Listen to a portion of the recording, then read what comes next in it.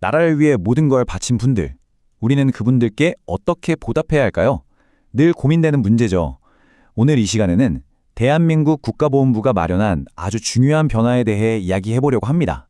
국가 유공자들을 위한 새로운 약속, 과연 어떤 내용일까요? 이야기는 바로 지난 2월 10일로 거슬러 올라갑니다. 국가보훈부가요, 국무회의에서 통과된 아주 중요한 3가지 법률 개정안을 발표했거든요. 이게 그냥 법조항 몇 개 바뀌는 수준이 아니라 보훈 대상자분들의 삶에 진짜 직접적인 영향을 줄 그런 내용들입니다. 여기서 한번 생각해 볼까요? 나라를 지킨 영웅들에게 진짜로 보답한다는 건 뭘까요? 그냥 훈장 하나 드리는 걸로 충분할까요? 아마 아닐 겁니다. 이 질문을 마음속에 담아두고 앞으로 나올 내용들을 보시면 이번 변화가 얼마나 큰 의미를 갖는지 훨씬 더 와닿으실 거예요. 자, 그럼 그 첫 번째 변화부터 한번 살펴볼까요? 바로 의료 서비스, 특히 병원 접근성에 대한 이야기입니다. 이게 사실 많은 유공자분들이 정말 오랫동안 겪어오신 큰 어려움 중 하나였어요. 지금 우리나라에 공식 보훈병원이 몇 개나 있는지 아세요? 딱 6곳입니다. 6곳. 그것도 대부분 서울, 부산, 광주 같은 아주 큰 도시에만 몰려 있죠. 그러다 보니까 어떤 문제가 생기겠어요? 바로 이겁니다. 대도시에 살지 않는 분들은요, 전문적인 치료 한번 받으려면 정말 큰 맘 먹고 몇 시간씩 차를 타고 이동해야 했던 거죠. 이게 바로 의료 사각지대라는 문제예요. 정말 심각하죠? 그래서 정부가 기가 막힌 해결책을 내놨습니다. 바로 준보훈병원이라는 제도인데요. 이름만 들어도 감이 오시죠? 그러니까 보훈병원이 없는 지역에 있는 국립대병원이나 지방의료관 같은 공공병원을 딱 지정해서 기존 보훈병원하고 똑같은 수준의 의료 서비스를 제공하게 하는 겁니다. 정말 좋은 아이디어 아닌가요? 이게 그냥 말로만 하는 게 아니라 계획도 아주 구체적이에요. 일단 보훈병원이 없는 강원도하고 제주도에서 먼저 시작하고요. 지금 공모 절차를 밟아서 올해 8월이면 바로 운영에 들어간다고 합니다. 이제 이 지역에 사시는 보훈가족분들은 멀리까지 갈 필요 없이 집 가까이에서 최고의 의료 서비스를 받으실 수 있게 되는 거죠. 정말 다행입니다. 자, 그럼 두 번째 변화로 넘어가 볼까요? 이것도 정말 중요한 문제입니다. 바로 군대 다녀온 경력을 사회에서 제대로 인정해 주는가에 대한 이야기입니다. 와, 이 표를 보시면 변화가 한눈에 들어오죠.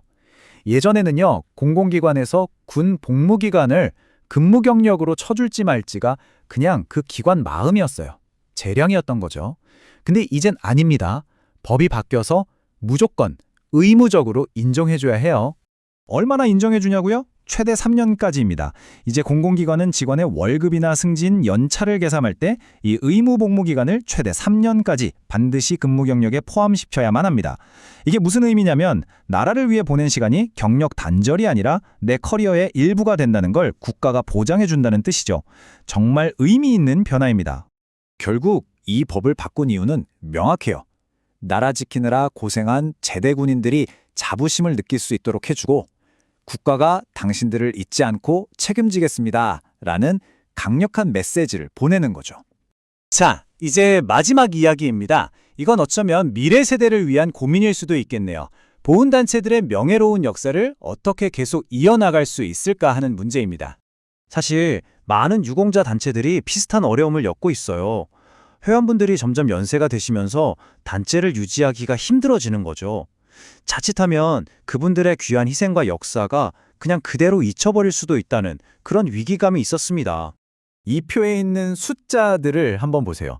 이게 얼마나 시급한 문제인지 바로 느껴지실 겁니다.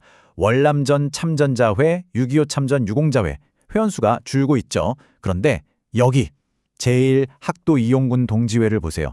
회원이 딱 한 분 남으셨습니다. 단 한 분이요. 이 한 분이 돌아가시면 그분들의 명예로운 역사는 누가 기억하고 이어나갈 수 있을까요? 정말 가슴 아픈 현실이죠. 그래서 나온 해결책이 바로 이겁니다. 회원 자격을 확대하는 거예요. 법을 바꿔서 월남전 참전자회, 6.25 참전 유공자회, 그리고 제1학도이용군 동지회 이 세 단체에 한해서 유가족 중 한 명이 회원으로 가입할 수 있게 길을 열어준 겁니다. 덕분에 이제 다음 세대가 그분들의 숭고한 정신과 명예를 계속해서 이어나갈 수 있는 발판이 마련된 거죠. 자, 오늘 우리가 살펴본 이 3가지 변화 어떠셨나요? 사실 이건 각각 다른 이야기가 아니라 하나의 큰 그림을 그리고 있습니다. 그건 바로 국가를 위한 특별한 희생에는 국가가 특별하게 책임지고 보답하겠다는 약속입니다. 권오울 국가보훈부 장관의 이 말이 이번 변화의 핵심을 정확히 짚어주고 있습니다. 국가와 공동체를 위한 특별한 희생에 특별한 보상과 보답을 실현할 수 있도록 힘을 쏟겠다. 이건 단순히 혜택 몇 가지를 늘리는 차원의 이야기가 아니에요. 그분들의 희생에 대해 진심으로 존중하고 보답하겠다는 국가의 강력한 의지 표현인 셈이죠. 오늘 우리는 보훈 정책이 한 단계 더 나아가는 모습을 지켜봤습니다. 정말 의미 있는 진전이죠. 하지만 여기서 만족하고 멈춰서는 안 될 겁니다. 자, 그렇다면 우리나라의 영웅들을 제대로 예우하기 위해 우리의 다음 발걸음은 어디를 향해야 할까요? 여러분도 한번 같이 고민해 보시면 좋겠습니다.